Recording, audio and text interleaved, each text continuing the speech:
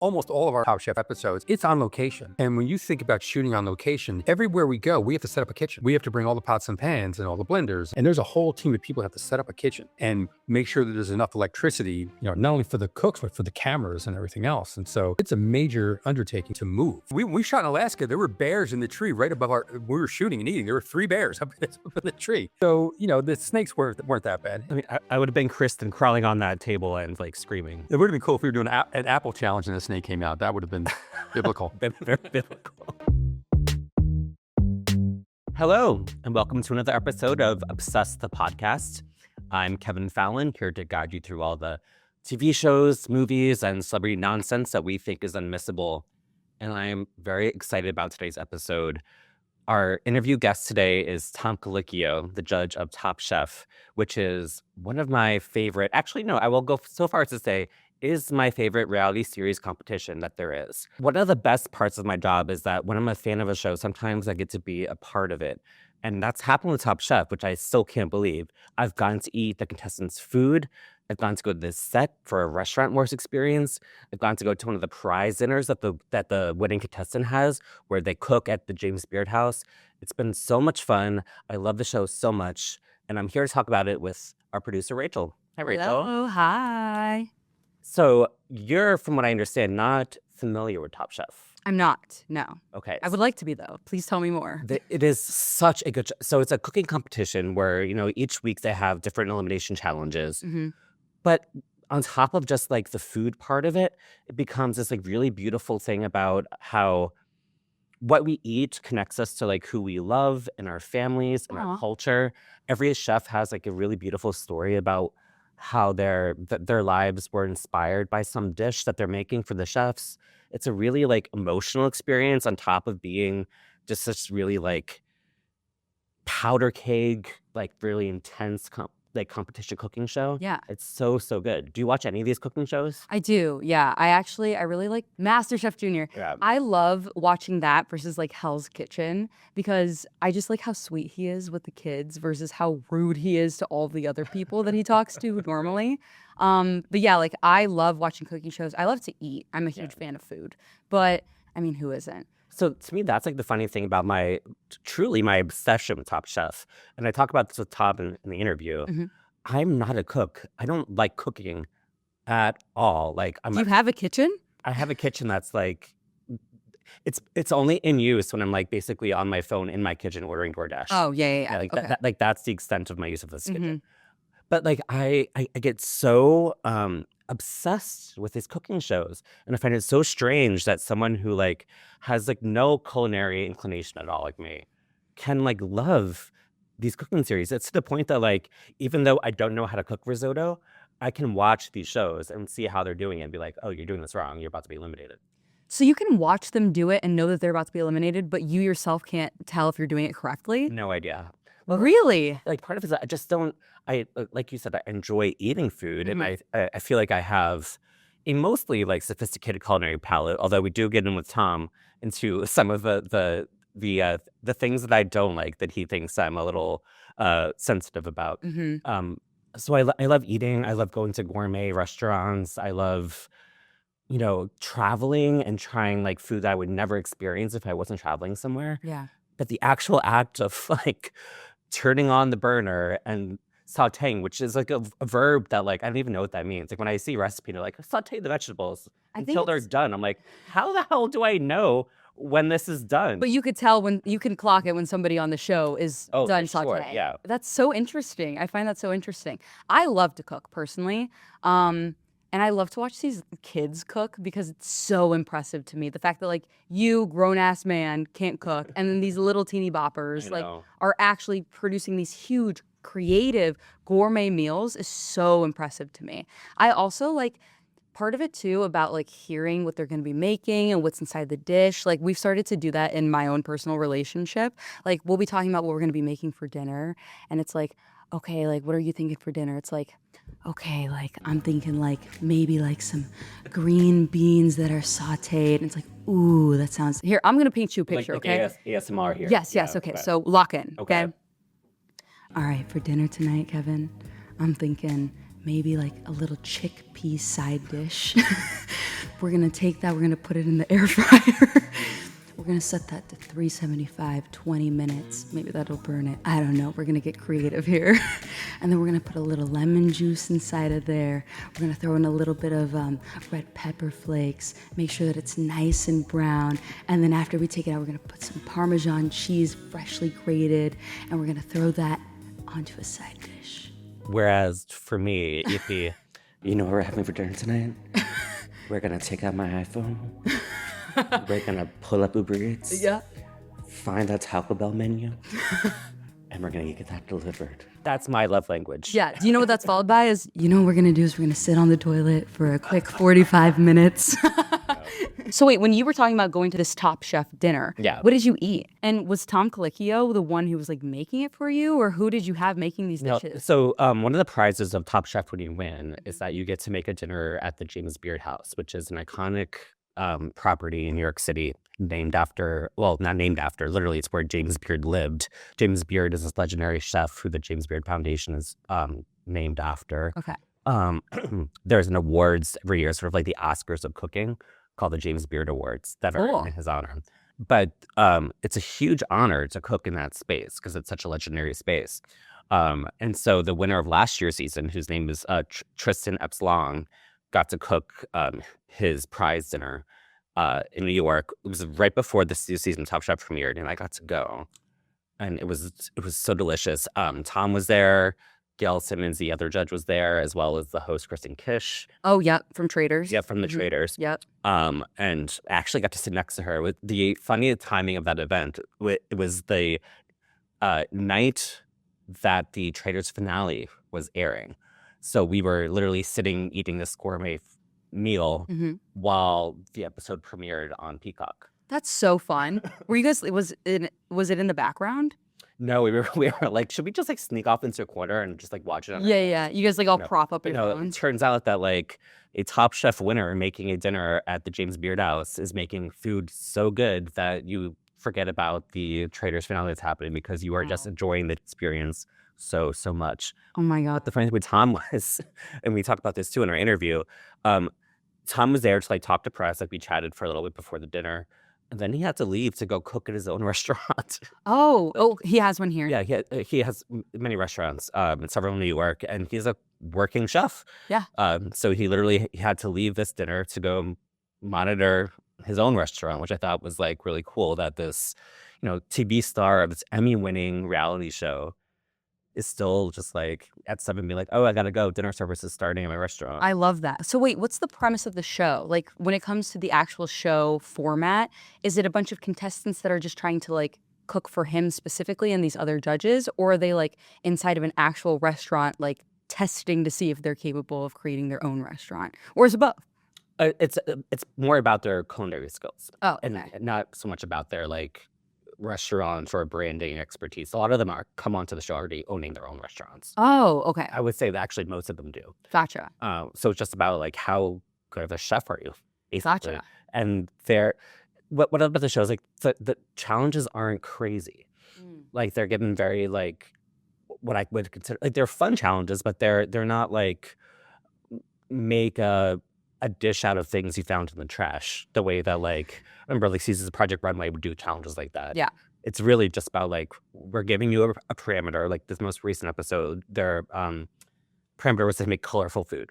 Oh, So cool. like just make us your best dish that is colorful. Yeah. And chefs are given leeway to do whatever they want with that. And so it's just about like cooking the best meal. And it's so crazy that like you start rooting for people, you start to like suspect what dishes are good and which ones are bad, even though I can't taste the food. Yeah. Like watching this on TV, like I can't smell it, I can't taste it. Mm-hmm. Like it's just the way that the judges talk about it, Yeah. the way that the chefs talk about creating the food. And again, what I was talking about before, like these really beautiful backstories behind like it becomes really emotional. And so you can Do you tell. cry watching the show? Oh, first of all, I cry watching everything. Okay, fair. So like that's a low barometer. Yeah. I don't know. Something happened to me like when I hit my 30s where just like I went from being this cynical, jaded asshole to all of a sudden just like tears running down. Wow. I don't know what it was. But yeah, so I cry watching everything, but I do cry watching this because again, the stories are so personal and so intimate and so inspiring. Like, one of the things that's great about the show, and Tom talks about this in an interview, is that the restaurant industry is really, really hard. Hmm. And so many people who get into it are doing it because of their passion. And a lot of them are immigrants. And one of the reasons why they want to open restaurants and why they want to get into cooking is to share their culture, to share their family's food with other people. Hmm. And so when they talk about that kind of stuff, you can't help but like get a little weepy about it, because it's such a testament to how hard they work. It's a testament to um, how beautiful it is that we live in this country where we have these immigrants who are able to share their food and their culture with us, and what a privilege that is, even though there's plenty of people out there who don't think that's a privilege. But that's, to me, that's the meaning of this. Like, it's food is a way of connection. It's a way of sharing your own life experience, your family. For me, that means ordering something off of Yeah. delivery.com. Yeah. But for other people, it means, stirring something with love. Yeah. And those stories are told in Top Chef, which is why I think the show, often call it the classiest reality show on TV. I think Wow. that's the reason why. So is he like ruthless like Gordon Ramsay is, or not quite? No, Tom is, but I consider he has a point of view that I also have when I do things like review TV shows and review movies, which is part of my job at Daily Beast. I want things to be good. Yeah. I'm rooting for the thing that I'm watching to be excellent, because it benefits me. I just spent the time watching it. It benefits other people to have something great out there. I want it to be good. And Tom's the same way. He wants the food that he's eating to be good. Yeah. So he's rooting for the chefs. He's encouraging them. His criticism is constructive. It's not like snarky or sarcastic. Yeah. It's not calling people like an idiot sandwich. Correct. Yeah. But when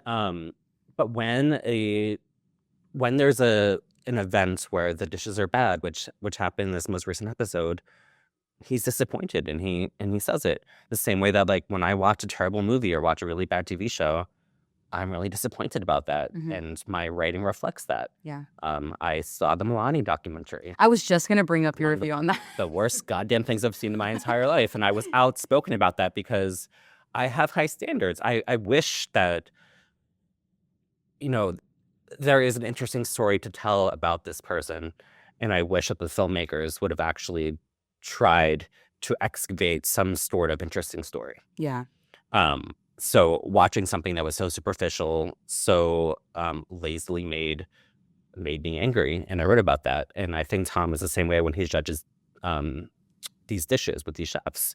He has an expectation of excellence, and when it isn't met for reasons that are preventable, he will have something very funny, but I would say pointed to say about it. Gotcha. Okay, cool.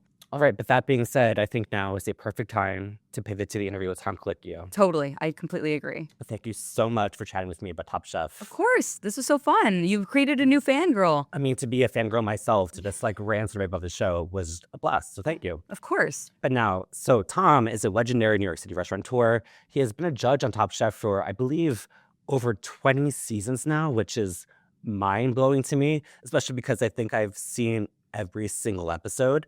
But he has so many fun stories to tell about shooting the series, especially this current season that takes place in North Carolina. Well, actually, all the Carolinas, North Carolina and South Carolina. So without further ado, here's my interview with Tom Colicchio. Hello, Tom. How are you? Great. How you doing? I'm good, thanks. I was just thinking about how the last time I saw you, this is a humble brag for me. I don't know how common this is for you, but I was at the James Beard house for a dinner that was possibly the best dinner of my life. And I felt bad because you had to leave to go to work. You actually missed the Yes. dinner.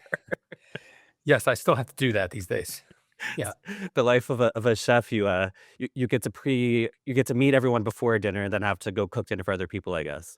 Exactly. Yes. But as you know, we've talked a lot over years. Top Chef is, in my mind, like the be all end all of reality shows. The fact that's lasted this long and has maintained this classy status without like it's been fresh each year, but it has never betrayed what it is at its heart. And I think that must be such a difficult thing to do with this kind of longevity. No, I wouldn't say it's that difficult. Um, I think that once we made a little bit of a transition, this goes back to like probably it's sixth or seventh season, that the show was more about the food competition, less about the reality side of it. I think that Bravo saw that that was successful, then it's just a matter of maintaining that. You know, the irony when we first started out, it was more reality, less. Cooking was always there, but there was a lot more the sort of behind the scenes stuff. And then when we won our Emmy, I think it was for season 6, the Las Vegas season. When you submit for the Emmy judging, you submit one episode. And we submitted the most chefy episode we ever probably did. It was a bunch of French chefs with heavy accents sitting around a table talking about the food that the chefs were cooking. The chefs happened to cook extraordinary food that day. And these were like, best chefs in the world, including Joel Robuchon, considered the greatest chef of the century.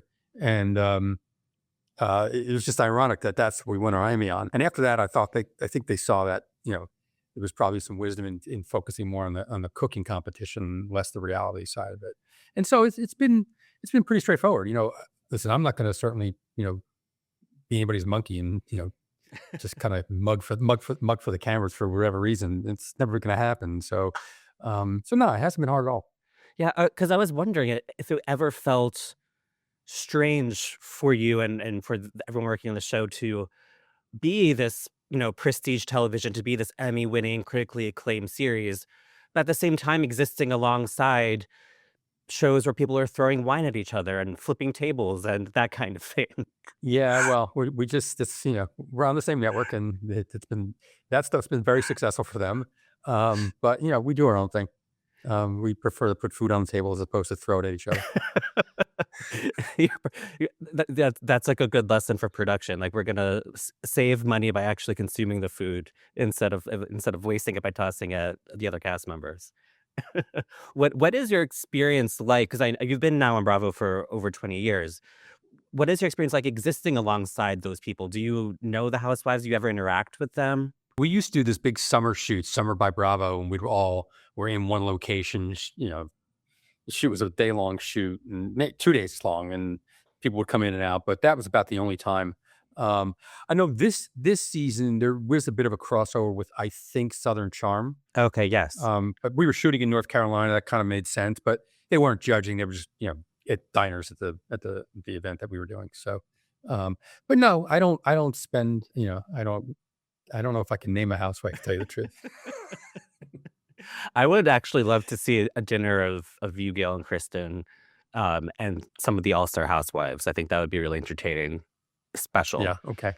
Entertaining for someone, not for me. But beyond Housewives, when it comes to reality competitions, I was curious if you ever have watched any of the other ones to sort of get a sense of what Top Chef is doing stacked up against what other competitions are doing. I'll be honest with you. I really don't watch much reality TV. I think maybe last week I checked out, Tournament of Champions for about 5 minutes just to see what it was, because people are talking a lot about it. I was like, let me just check it out, and it's a bunch of ex-Top Chef contestants competing. So that's great, and that's great. I'm glad they're doing it. And I'm glad they're doing it because it's really, there's so many chefs that came off the show that they found that they like doing food TV, and that's where their home's going to be. That's where the majority of food TV is on the Food Network, and so it's great that they're doing it. But no, I just don't watch a lot of it. I just don't. I'm sure a lot of people find it entertaining, and that's why we're on so long, and that's great. I just I cook for a living. I don't want to watch it too. It's like I don't know if like a surgeon goes home and watches In fact, I know that a lot of doctors don't watch The Pit. I have Right. friends of mine that are like, nah, we don't watch it. And like, yeah, I hear it's good. I hear it's accurate, but I don't watch it. That's It's funny you So mentioned that because I was going to yeah, ask if Top Chef is getting any sort of commission for basically funneling the Food Network with all of its talent now. No, no, I wish, well, years ago when I don't know how TV works, but I know that when they started the Esquire channel, that there was an open slot and there was a way to create a news channel. I was trying to get NBC to do their own food channel. And I thought maybe we could move Top Chef over to this new, NBC food platform. That would be the tent pole. And then we could start, doing other shows and program with, the contestants, but they didn't go for that. And, and then I think the Esquire channel lasted, didn't last very long. Yeah. So I think that was an opportunity missed. But again, it's great to see that so many of our talent that we help give a platform to, they can go on and monetize it, to tell you the truth, because being a chef these days is pretty tough. Yeah. Restaurants are extremely difficult these days with cost rising between labor, rent, food. It's just very, very hard. And so, having that opportunity to monetize their platform, I think it's a great thing for the chefs. Yeah. And now I think the last time we've talked, I asked you about the traders because you're the host of Top Chef and your co-judge Kristen Kish is on it. And I believe you said you would just fast forward to the round tables because that's the part that you found interesting. Yeah, I wanted to watch Kristen, and I watched one full episode. And I was like, all right, let me just get to the round table, and maybe some of the back and forth prior to the round table, and then watch the little trader bit at the end, and I get to see if Kristen, how long she can continue.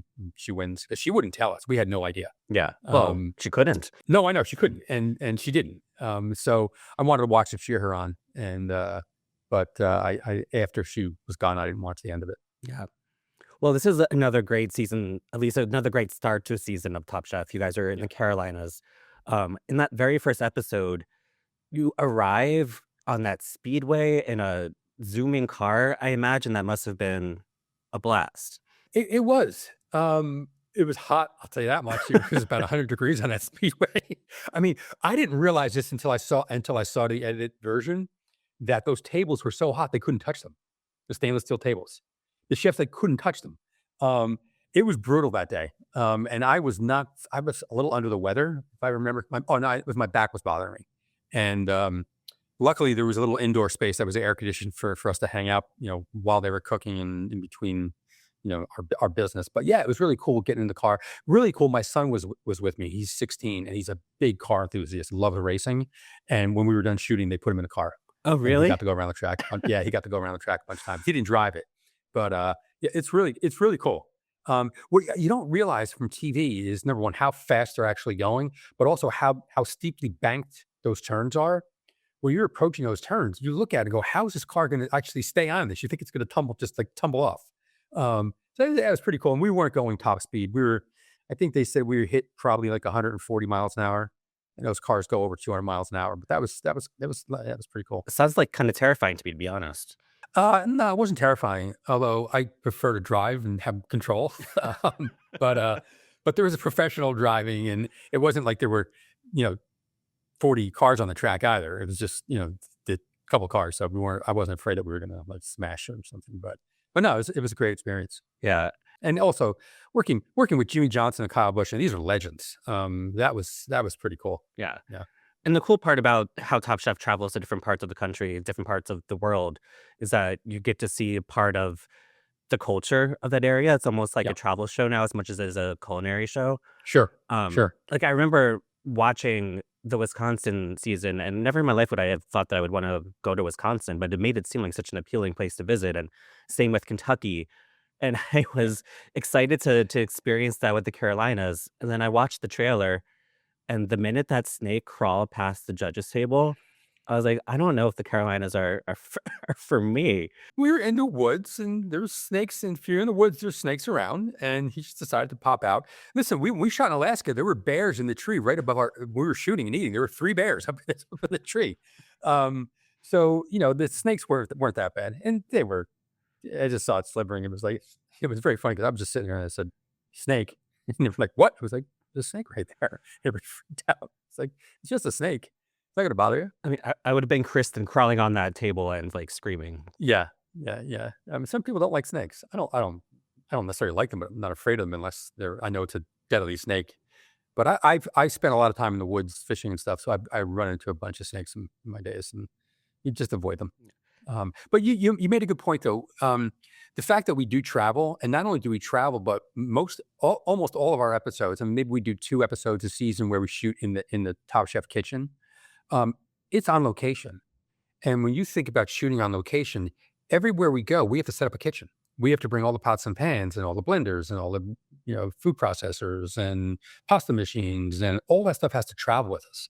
And there's a whole team of people who have to set up a kitchen and make sure that there's enough electricity, and that not only for the cooks but for the cameras and everything else. And so it's a major undertaking to move and get set up. I mean, so if we go on location, we show up at to shoot, but there's a team of people, over 120 people, well before we get there, setting everything up, and it just makes it very difficult, not only for production, but also the chefs. They don't know where, it's not like they're working in the same kitchen every day. And that's, when you work in your same kitchen every single day, you know where everything is, become much more efficient in your movement and where you have to go for things. So every time it's a crapshoot. They just got to figure it out all over. So it makes it tough for them and tough for production, but we think it's worth it. Yeah. Making sure we hit locations. And in fact, that's one of the criteria for going into a town where we go, is making sure that there's enough locations. Mm-hmm. That's why, we looked at going to Charlotte. It was like, all right, let's go to Charlotte, but we got to get outside of Charlotte as well, because maybe there's not enough locations in Charlotte proper to shoot a full season. And so yeah, it's challenging, but I think it's what makes the show really successful. Yeah. In case there's not enough locations, we'll go into the woods and play with the snakes. Find some snakes. Exactly. Sure. Exactly. It would have been cool if we were doing an apple challenge and a snake came out. That would have been biblical. Very biblical. I do love the idea of these chefs who, a lot of them work in cities, because that's where a lot of great restaurants are, and a lot of them are restaurateurs. And then they're just put in the elements. They're in Alaska with bears around. They're in the woods with snakes around. They are they are not cooking in a city kitchen anymore. I think that, and even for you as a judge, that must be really interesting. You signed on for a cooking show, and you're being brought out to the boonies and into the elements. No, I actually love it. I love that we're shooting. I mean, when we shot in Canada, that last episode before the finale, when we were out in that big field overlooking the river, that was just extraordinary. I mean, it's a privilege to be able to go out there and do that. And we were cooking over the chefs were cooking over open fire. But that was extraordinary. And no, we love doing that. We love getting on location, and I think it just makes it, more interesting of a show. I think if you were in the studio the whole time, it wouldn't be as challenging. I think, quite frankly, we would get a little bored of it. So I like, but it's also nice to shoot. Like when we shoot the 1 or 2 episodes in the kitchen, we kind of like it because we'd spend all this time building this kitchen, and then you never see it and you never use it. So it is nice to it's great to get out, but it's also fun to do a couple episodes. But it definitely makes it much more difficult. Yeah. And like I mentioned at the top of this is my favorite reality show. I love watching all cooking competitions, but I am not a good cook. I don't even really enjoy cooking. So I'm curious if you have any insight to what the phenomenon is of people like me, and there's a lot of us who don't consider ourselves cooks or chefs or enthusiastic about the kitchen, but who are so obsessed and addicted to these kinds of TV shows. Well, I think part of it is, and I remember running into, and I'm not name dropping yet, Leah Schreiber, who's like, fantastic actor, and ran into him on the street. I was walking down the street, and he looked at me and goes, "Tom." I was like, I hadn't met him before. I said, "Dev." Yeah. He goes, "Oh my God, I love the show." I looked at him, I said, "Really?" I said, do you cook?" And he goes, "Occasionally, but I just love the show." And I said, "Well, what do you love about it?" And he said, "I get to see the creative process in real time." He said, "In my business, if we're writing or acting, it's a long, lengthy process." He said, "You give a challenge, you say have an hour to cook, and you see the creative process from start to finish, from the moment you give them the creative brief, what goes through their head, shopping for the ingredients, and then cooking in that allotted time and presenting something is just fascinating as a creative to see that happen in real time." Yeah. And so I think a lot of people like that. I think there are a lot of people who are food or food adjacent who just love food. And they like to see the process, like to see what's out there. And I think part of what the show has done and been very successful doing is giving the average consumer just a little bit of sort of access to what chefs go through to create food. Mhm. And not necessarily to mimic the kitchen 100% because it's very different in the professional kitchen. You have your cooks, and there's a fish cook, there's a meat cook, there's a vegetable cook, and there's someone doing hot appetizers, someone doing all the cold dishes. And so it's more of a coordination issue. But this is the chefs are by themselves. Yeah. But just to get a little bit of that sort of inside baseball on how chefs think about food, how they process information, how they approach each ingredient, because they're all very different the way they approach food. And I think even more so now on our show than in the beginning, most of the chefs we brought on early on, mostly were doing European food, French, Italian, American. And now we're getting chefs from the Philippines and from Poland and from all over who are bringing their perspective to the kitchen and their customs and culture, and which makes it a little more difficult for us to judge, but we actually talk through this. And so we acknowledge that if this were a competition where we were in France and we're only doing French food, or if you were trying to compare South Asian food to like European food, it's very hard to do because South Asian food has things like, sugar, spice, a lot of umami. Mhm. There's some heat, there's acidity, all to make up these. This is why we're so addicted to those flavors. And if you look at European food, it's not as it's complex, but it doesn't have as many bells and whistles. And it's really hard to judge between the two. But we discuss that. We always it's often not on camera. I mean, Mhm. it's shot, but it's not edited in. Right. But it's something that we definitely focus on. Which is why when I judge, I look at technique first. I mean, flavors is the most important thing, but you build flavor through technique. Mhm. So if something is properly roasted and properly seasoned, that's not subjective to me. That's some basic stuff. If something braised properly, right away. And so in Top Chef, one of the challenges is if you braise something and it takes a long time to cook, then you make a sauce with that cooking liquid, right? Whatever it's cooked in. That means you took that meat out of the braising liquid. So I could look at Yeah. something that's braised and go, it's dry. Did you take it out? Or let it cool down the sauce? I took it out. That's a technique thing. It creates, the meat isn't as flavorful. It's a little dry. But that's because the technique wasn't proper. And so that's why I think looking at that piece of it is less subjective. Then you get into more subjective stuff and, balance of dishes, balance of flavors, balance of ingredients, things like that. And then there's always, obviously, you have likes and dislikes, and I try to not focus on that. So if I hate okra and someone makes me okra, I'm not going to go, well, you go home because you cooked me okra. Right. No, I'm going to eat it and I'm going to judge it accordingly. I'm not going to, it's because I don't like it. It doesn't mean that they can't cook it. And I have to judge it fairly. I know what it should taste like. I've eaten it. I just don't care for it. But it doesn't mean that I'm just going to turn my nose up and go, "Oh, you screwed up," because they did screw up. They made it, and a lot of times I'll hear all the time, "I want to see if I can make it and you like it," and I'm like, "It's got nothing to do with how it's cooked. I've had it cooked properly. I just don't like it." I'm glad you brought up dislikes because that was the last thing I wanted to ask you about. Because I consider myself a fairly adventurous eater, but there are three things that I really, really don't like that are extremely popular with other people, and they always groan when I say, "Oh, I don't want that dish," or I can't eat that because I don't like it. And I'm curious if you could tell me which one you think I'm the most wrong about, Okay. Well, you're not wrong on anything. If you don't like it, you don't like it. or which you think that I could maybe train myself Right. to like better. You can get over. Yeah. Okay. The first is mushrooms. My favorite. The second is olives, and the third is ranch dressing. I can't stand ranch Oh. dressing. Wow. Do you like mayonnaise? I can tolerate it. I wouldn't Okay. choose to put that on a sandwich. Ranch dressing, really? Yeah, I Okay. can't. The mushroom piece, you got to get over that. Mushroom. So also, it's what mushroom? Because there's so, especially wild mushrooms like morels and porcinis and chanterelles, they're so different. It's my favorite thing to eat is mushrooms. I absolutely love them. The second one was what? Olives. Olives. All olives, green olives, black olives, cured olives, all olives. The olives that show up in a little dish at a bar that I'm supposed to be nibbling on. Okay. Or the ones that they put in a Greek salad that I have to eat around. Oh, okay. Got it. So you don't like any olives, period. Yeah, I don't think so. Okay. I can see that. And then there's the ranch dressing thing.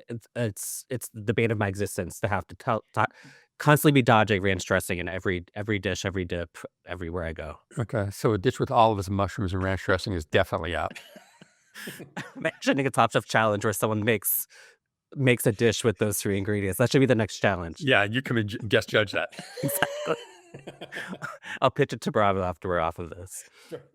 Perfect. All right. Well, thank you so much, Tom, for chatting with me. I always loved catching up with you. I love the show.